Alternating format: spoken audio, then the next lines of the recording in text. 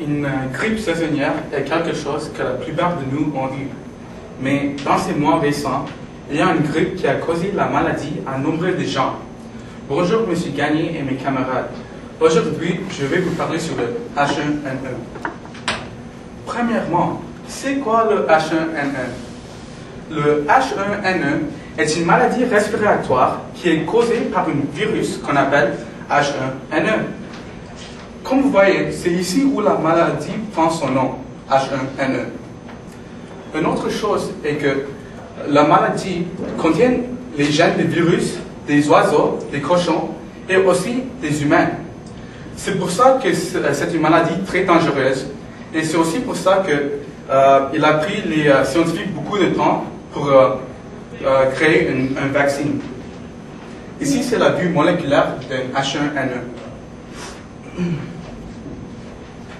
Aussi, un autre nom pour H1N1 est la grippe porcine.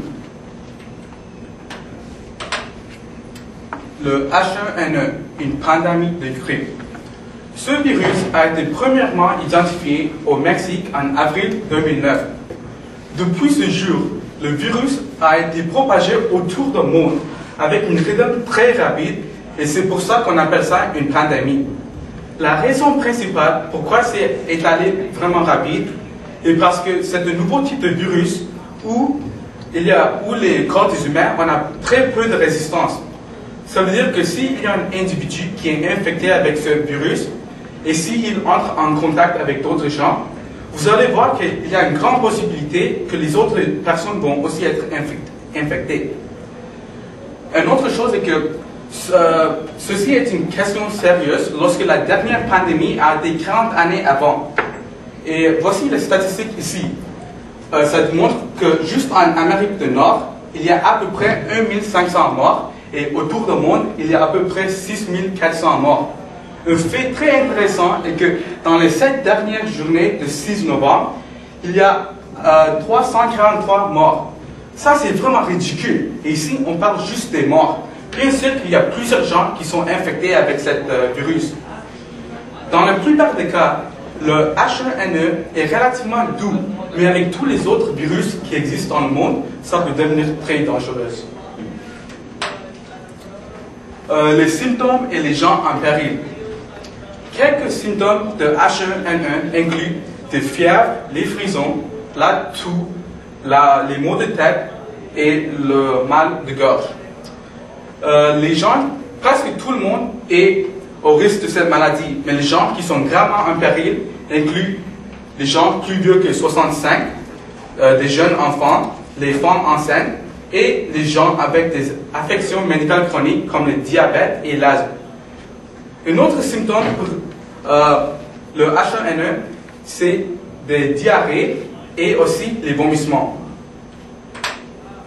Les préventions. Il y a un nombre de points que vous pouvez, qui vous aideraient à empêcher cette virus. Premièrement, utilisez un tissu quand vous toussez ou éternuez. Après ça, jetez le tissu que vous avez utilisé au lieu de garder avec vous dans votre poche. Lavez vos mains régulièrement avec du savon et de l'eau et essayez d'éviter les gens qui sont malades. Certains gens peuvent vous aussi dire de porter une masque, mais ne l'écoutez pas.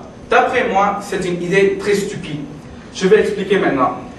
La raison principale est parce que quand vous mettez une masque, il n'y a pas beaucoup de circulation de l'air. Donc, vous allez être plus malade que vous avez déjà été.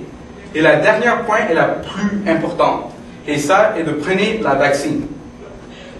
Pour conclure, le H1N1 est un virus très dangereux et s'est propagé autour du monde avec une vitesse rapide. Pour le prévenir, suivez les indications que je vous avais données et s'il vous plaît, prenez la vaccine. C'est toujours mieux de prévenir que guérir. Merci. Merci.